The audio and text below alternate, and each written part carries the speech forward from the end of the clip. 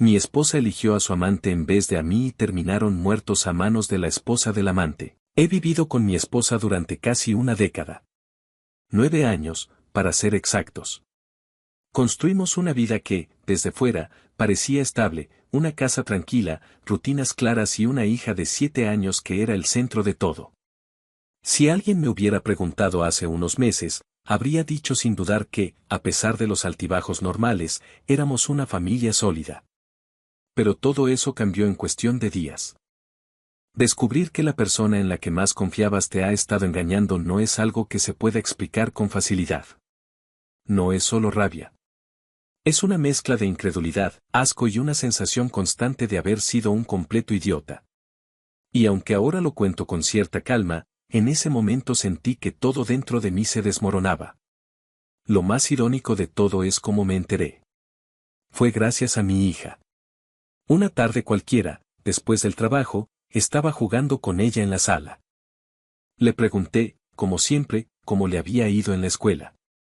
Esperaba una respuesta normal, que había jugado, que había tenido clases aburridas, algo típico. Pero lo que dijo me dejó completamente descolocado. Hoy mamá me recogió, dijo, y el profe vino a casa con nosotras. Al principio pensé que había entendido mal. Le pedí que repitiera, y lo hizo con total naturalidad, como si fuera lo más normal del mundo. Añadió que habían visto dibujos animados y que su madre le había dado helado. Ahí fue cuando algo dentro de mí se encendió. Nosotros teníamos reglas claras en casa. Nada de televisión antes de terminar tareas, y el helado no era algo improvisado en un día cualquiera. No encajaba. No era coherente con cómo funcionábamos como familia. Intenté mantener la calma. No quería asustarla ni hacerle sentir que había dicho algo malo. Le hice un par de preguntas más, con cuidado. ¿Estaban todos juntos en la sala? Ella negó con la cabeza. No, yo estaba viendo la tele. Ellos estaban en el cuarto. Luego el profe se fue. Esa respuesta fue suficiente para que todas mis sospechas empezaran a tomar forma. No quería sacar conclusiones precipitadas. Era una niña, podía estar confundiendo cosas. Pero al mismo tiempo, su forma de hablar era clara, directa. No parecía inventar nada. Decidí no decir nada más en ese momento. Cambié de tema y seguimos jugando como si nada. No quería que ella comentara nada con su madre. Esa noche casi no dormí. Mi cabeza no paraba de darle vueltas a la situación. Había dos opciones, o todo tenía una explicación perfectamente inocente, o mi vida tal como la conocía estaba a punto de romperse. Al día siguiente, empecé a observar con más atención. Mi esposa actuaba con normalidad. Demasiado normal, quizás. No mencionó en ningún momento la visita del profesor. Ni una palabra. Y eso, más que tranquilizarme, hizo que todo sonara aún peor. Porque ese tipo de cosas no se omiten sin motivo. Esperé unos días antes de hacer nada. Necesitaba pruebas. No quería enfrentarla con suposiciones. Sabía que, si lo hacía sin evidencia, tendría tiempo de manipular la situación, de negar todo o incluso de hacerme parecer paranoico. Aproveché un momento en el que dejó su teléfono sin supervisión. No me siento orgulloso de lo que hice, pero en ese punto necesitaba saber la verdad. Al principio, todo parecía normal. Conversaciones cotidianas, mensajes sin importancia. Incluso el chat con el profesor era completamente inocente, temas escolares, horarios, actividades. Por un momento pensé que había exagerado todo. Pero algo no terminaba de convencerme. Entonces noté algo extraño, una aplicación que no aparecía en la pantalla principal. Busqué manualmente y la encontré oculta. Era Telegram. Eso ya me puso en alerta. Entré. Y ahí estaba todo. Mensajes que no dejaban lugar a dudas. Conversaciones cargadas de insinuaciones, planes para verse, detalles que iban mucho más allá de cualquier relación profesional. No hacía falta interpretar nada. Era evidente. Había fotos también. No necesité ver más de unos segundos para entender la magnitud de lo que estaba pasando. Sentí un golpe en el estómago. Seguí revisando hacia atrás. Los mensajes no eran recientes. Llevaban meses. Al menos 3, probablemente más si se tenía en cuenta el tono de confianza que manejaban. No era algo impulsivo. Era una relación. Tomé capturas de todo. Cada conversación, cada imagen, cada prueba posible. Sabía que las iba a necesitar. En ese momento, lo único que quería era despertarla y exigir explicaciones. Pero me contuve. No podía arruinarlo por impulso. Necesitaba hacerlo bien. Durante los días siguientes, actué como si nada hubiera cambiado. Fue una de las cosas más difíciles que he hecho en mi vida. Dormir al lado de alguien sabiendo lo que estaba haciendo a tus espaldas te desgasta por dentro de una forma que no se puede explicar fácilmente. Cada gesto suyo, cada sonrisa, cada cómo te fue el día, sonaba falso. Pero necesitaba mantener la calma. Sabía que si reaccionaba antes de tiempo, ella tendría la oportunidad de borrar pruebas, de inventar una historia o, peor aún, de manipular la situación a su favor. No quería darle esa ventaja. Así que decidí ir un paso más allá. Quería confirmar que esa relación no se limitaba a mensajes. Aunque todo apuntaba a que ya había cruzado esa línea, necesitaba pruebas claras en el mundo real. Algo que no pudiera negarse. Consideré varias opciones, pero al final opté por algo directo, contratar a un investigador privado. El problema era el dinero. No podía permitirme tener a alguien siguiéndola durante semanas sin un plan claro. Así que pensé en cómo forzar la situación. Y ahí fue cuando se me ocurrió. Le dije que tenía que salir de la ciudad por trabajo durante un par de días. Un viaje inesperado, urgente. No era algo fuera de lo común en mi trabajo, así que no levantó sospechas. En realidad, no me fui a ningún lado. Pedí días libres y me quedé en un pequeño motel a las afueras, desde donde podía coordinar todo sin ser visto. Le di al investigador los datos necesarios y le pedí que vigilara la casa durante ese tiempo. Elegí un fin de semana a propósito. Si realmente estaban involucrados, ese era el momento perfecto para que se vieran sin restricciones. El primer día no pasó nada relevante. Eso me puso nervioso. Por un momento pensé que quizás había calculado mal o que habían cambiado sus planes. Pero el segundo día, todo encajó. El investigador me llamó por la tarde. Me dijo que un hombre había seguido a mi esposa desde cerca de la escuela hasta la casa. No necesitaba que me describiera quién era. Lo sabía perfectamente. Aún así, me envió fotos. Ahí estaban. Mi esposa y el maestro de mi hija, entrando juntos a mi casa. Mi casa. Sentí como la rabia me recorría el cuerpo, pero aún no era el final. Tenía que esperar. Pasaron horas. Las 4 horas más largas que recuerdo. Finalmente, recibí otra llamada. El hombre había salido. Mi esposa lo acompañó hasta el coche. Intercambiaron algunas palabras, y luego se besaron. No fue un beso ambiguo. No fue algo que pudiera malinterpretarse. Era claro. Definitivo.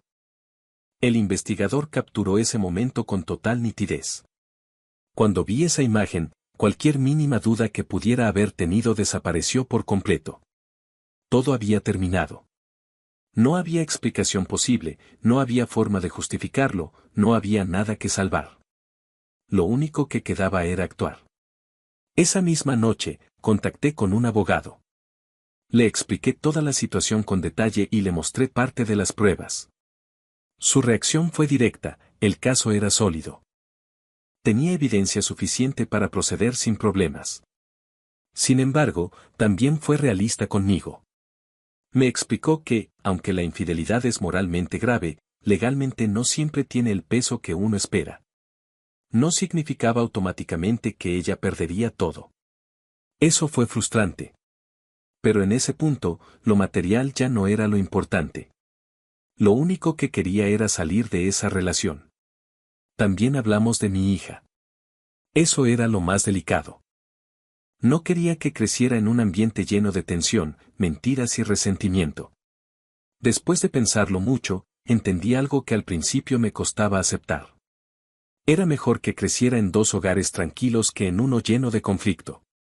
Con todo eso claro, empecé a preparar el siguiente paso. La confrontación. Esperé el momento adecuado. No quería que mi hija estuviera presente. No iba a exponerla a una situación así.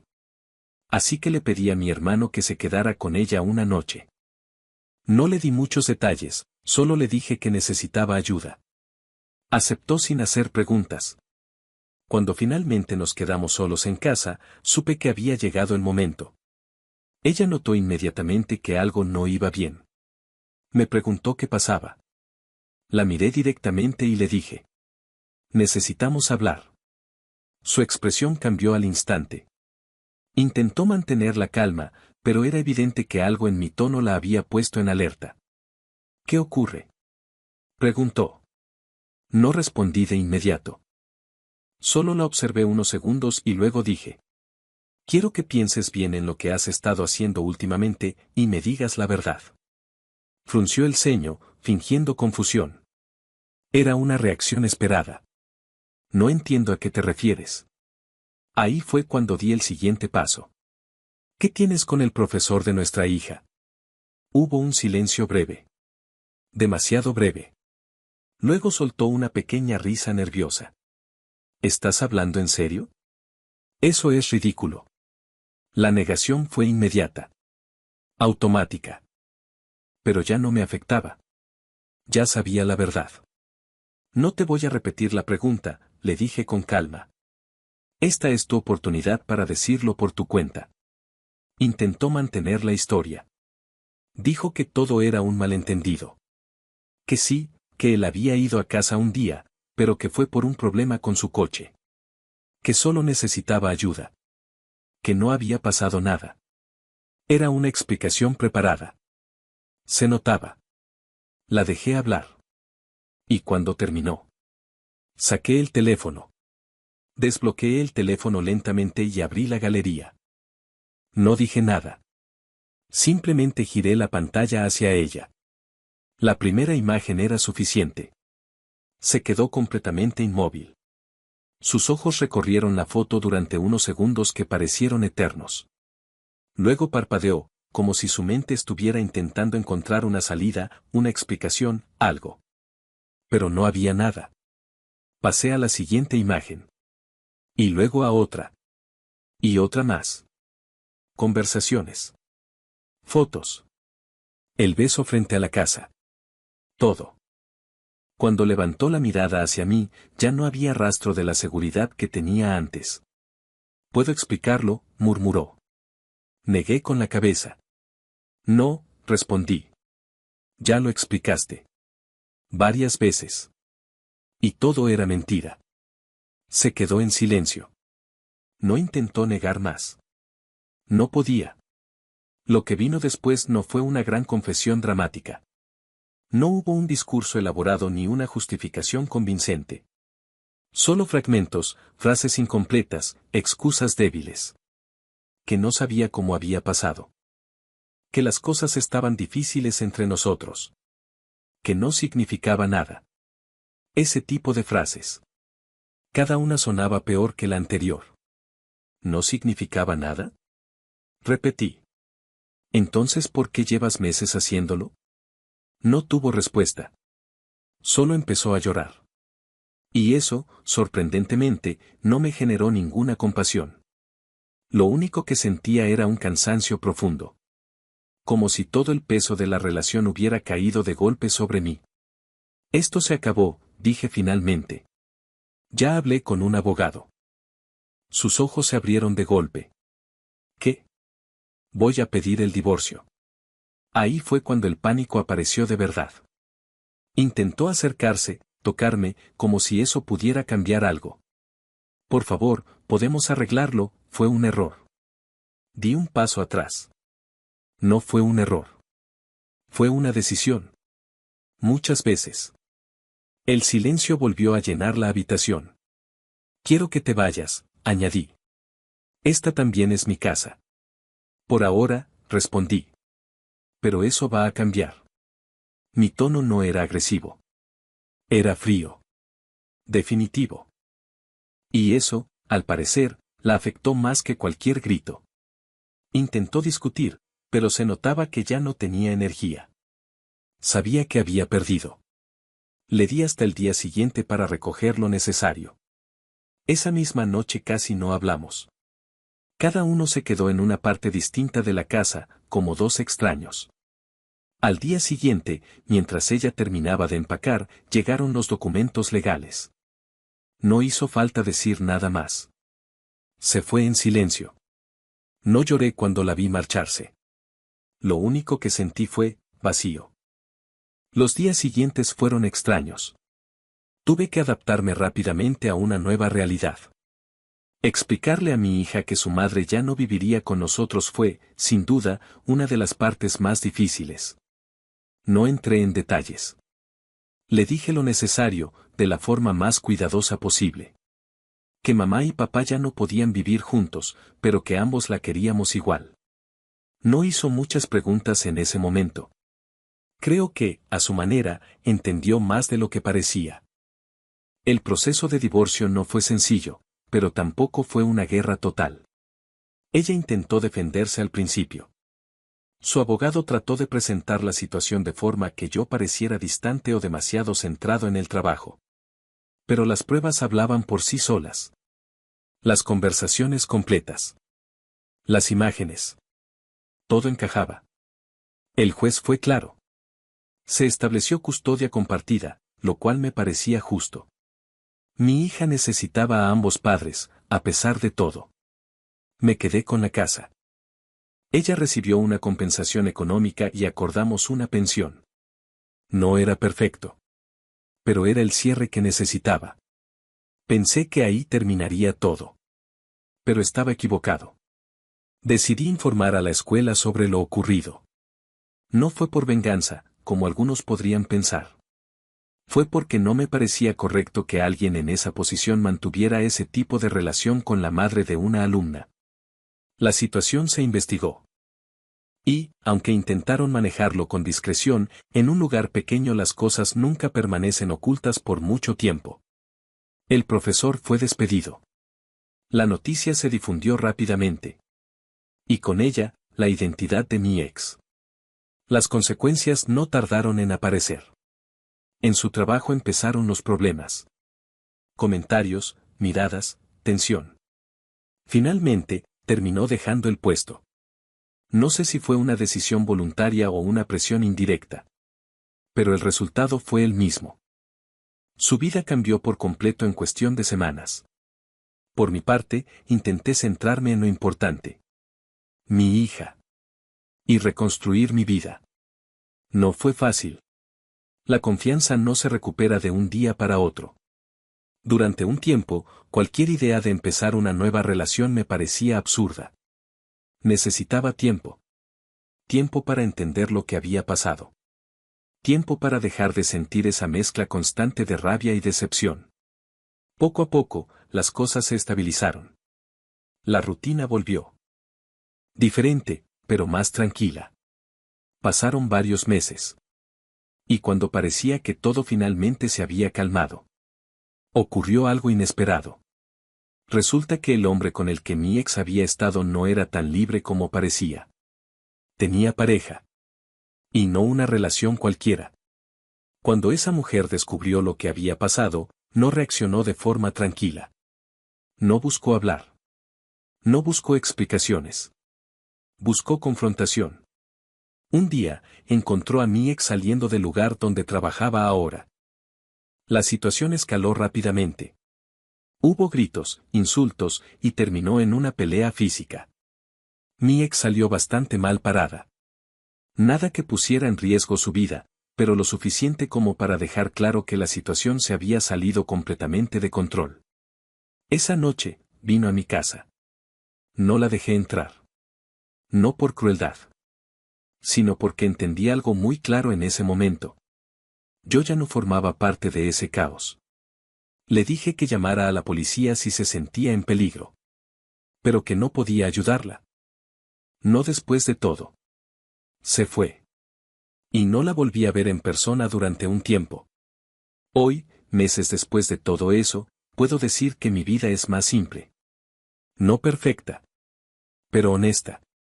Aprendí algo importante en todo este proceso. No puedes controlar lo que otra persona decide hacer. Pero sí puedes decidir qué haces tú cuando descubres la verdad. Yo elegí no quedarme. Y, aunque dolió más de lo que esperaba, fue la decisión correcta. Ahora, mi prioridad es clara. Darles estabilidad a mi hija y a mí mismo. Y dejar el pasado donde pertenece. Atrás.